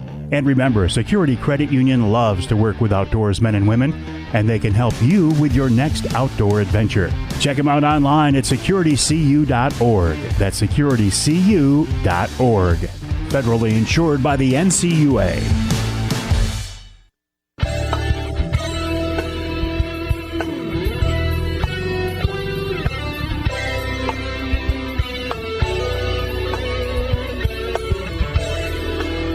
Welcome back to Outdoor Magazine. My name is Mike Avery. So glad to have you along with us. For 3 hours each week, we talk about the great outdoors, the history and tradition of the outdoor lifestyle here in the great state of Michigan. Now, those outdoor adventures do not depend on catching fish or shooting something to have it be a success. But every once in a while, isn't it nice to bring something home? Put it on the table, put it in the freezer, feed your family with it. It's like it brings everything full circle, right? And I'll tell you what, nobody I have ever met in my years on this earth is better at the art of cooking wild game than wild game chef Dave Miner. And he's with us once again. David, welcome back. How are you? Oh, really good. I don't think I'll be able to go through the door. My hair's going to be wow. Well, it's true, though, Dave. I mean, you have carved out this niche that has really set you apart from a lot of other people, and good for you. You know, I love it. I love cooking wild game. I love cooking in general, and I sure miss the restaurant, not being able to be there at this point in time. But it looks like they might release some of the restrictions, hopefully. But, you know, you thank God you put me on the map for the wild game with your TV show and the radio show. Thank you ever so much. And, Dave, I don't want to get into your personal business here too much, but is the plan, hopefully, to when you can open the restaurant again? Right. Okay. When the restrictions that are being lifted now, that'll allow us to have about 18 people in the restaurant at a time, which would not even pay the bills still. Whether we're closed or that wouldn't matter. So, yes, as soon as it's feasible, I definitely am going to be open. Excellent. I'm so glad to hear that. What about, in the meantime, my only Chef Dave Miner fix is hearing you cook on the show. So what do you got for us this week? Well, we did this recipe years and years ago for the TV show, and it come out just great. We had lots and lots of requests for it. It's a rabbit pie, but you can use venison or wild turkey goes great with this. I made this with wild turkey one time. And goose would be good. You just got to treat goose a little differently. So this is going to be for 2 9-inch pie shells, crust. You want to buy the refrigerated. If you're not going to make your own dough, which is, you could do that, but it's so much easier to buy the refrigerated, not frozen dough. You're going to need maybe 2 or 3 rabbits, depending on their size. Make sure you get the shot and the hair all out of it that you've driven in, or if you're using a 22, that would be fine too. Trim away the bloody meat. You're going to need about 2 cups each of potato, celery, onions, and carrots, 2 to 4 cloves of garlic. I like to use basil in this, but you can use whatever spice you like, but about a teaspoon of basil would be good. I use the Better Than Bouillon stock or base. If you're going to make the rabbit stock, after you bone the rabbit out, you're going to boil the bones, and then you can pick off the meat that's left on the bones to add to this. It's like a double whammy for you. So you're going to cut the rabbit up in bite-sized pieces. Get that boiling with. You could put a couple of maybe a little onion or whatever you like in there. You're going to do that for an hour, hour and a half. You want to break that flavor loose to simmer it. I like to grind black pepper all over the meat as I'm browning it. So the boned out meat, brown it off real nice. Put that aside. Take all them vegetables, put that in the same pan, brown that off a bit. Kind of do it slowly. So what you're going to do is you're going to add, you can use 2 jars or so of beef gravy as opposed to making stock, but it's up to you, whatever you feel like to do. So you're going to mix this all together with the gravy, the vegetables, and the meat. Taste it. You might want to bring that up to a boil and thicken that up with a little cornstarch because you want this relatively thick. So you got to let that cool. You cannot do this hot. So put it either outside in this weather or in your refrigerator. Take the store-bought shells, and put that in the bottom of your pan, baking pan there, and then add the meat just level. Take 2 egg yolks, a little bit of water, paint the edge of that, lay that top crust on top, take a fork or your fingers and pinch it down so that it's going to seal up. Put 4 slits in it, across from each other. Don't have to be all the way across, just enough to let out the steam. Going to bake this 350 degrees, and it's going to take anywhere from 45 minutes to an hour. So when it's boiling, and you can see it boiling in the slits, chances are it's done. You don't want to have doughy bottom. That's where you want to, if you got a glass pan, so much better. Kind of look underneath it, make sure it's nice and brown. And if you got a little bit of sauce left over after you portion this out, it's going to be great to top with a little bit of sauce. But you want to take and thicken up this liquid and meat and vegetables with some more cornstarch because the jarred gravy is not going to be thick enough, and you don't want a runny, empty shell when you put it on your plate. For venison... David, no, we're out of time on that one. But before we let you go, just a quick teaser. I told folks there's something coming up in mid-March where they're going to have a chance to try some of your wild game cooking in person. I got to leave it at that because I'm out of time, but details coming up. Wild game chef extraordinaire Dave Miner, a big part of the Outdoor Magazine show, as are you, because if you didn't listen, there'd be no reason for me to do this, and it would break my heart. Check out the website, MikeAveryOutdoors.com. You can always reach me at MikeAveryOutdoors.com. Don't forget about the Wednesday night lives and all that other good stuff on social media. Have a great week, and I'll talk with you next time right here on Outdoor Magazine.